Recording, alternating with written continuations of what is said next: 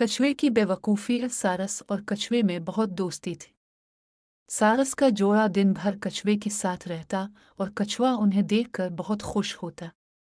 इन तीनों की दोस्ती से दूसरे जानवर बहुत जलते थे। कछुआ जब सारस को उड़ता हुआ देखता तो बहुत खुश होता। वो कभी कभी खुद को भी सारस समझता। वो अक्सर उनसे यही जिक्र करता कि काश मेरे भी पर और मैं भी तुम्हारी तरह उड़ता फिरता।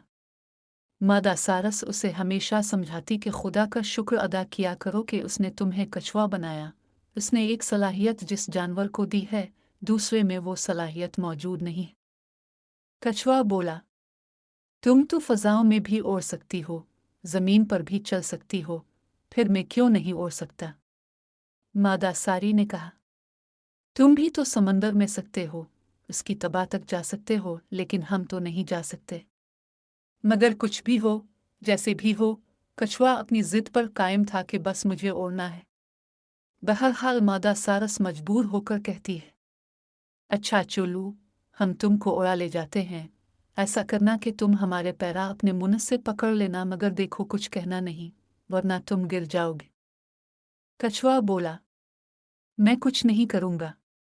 फिर कछुआ वैसा ही करता है जैसा सारस ने इससे कहा था, यानी दान काम अपने मुंह से सारस के पैरों को पकड़ लेता ही और दोनों सारस हवा में उड़ने लगते हैं। फजाओं में उड़ते हुए कछुए को बड़ा मज़ा आता है।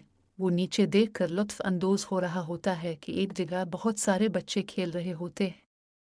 जब सारस का उधर से गुजर होता है तो सारे बच्चे शोर करते हुए कहते हैं, अरे देखो तो, कछुआ उड़ रहा है, वारे वाह कछुआ उड़ रहा है। कछुआ नीचे देखता है और इतराते हुए इसके मुंह से निकल जाता है, तुम्हें क्या? बस ये कहना था कि कछुआ अज़मैन पर आ गिरता है।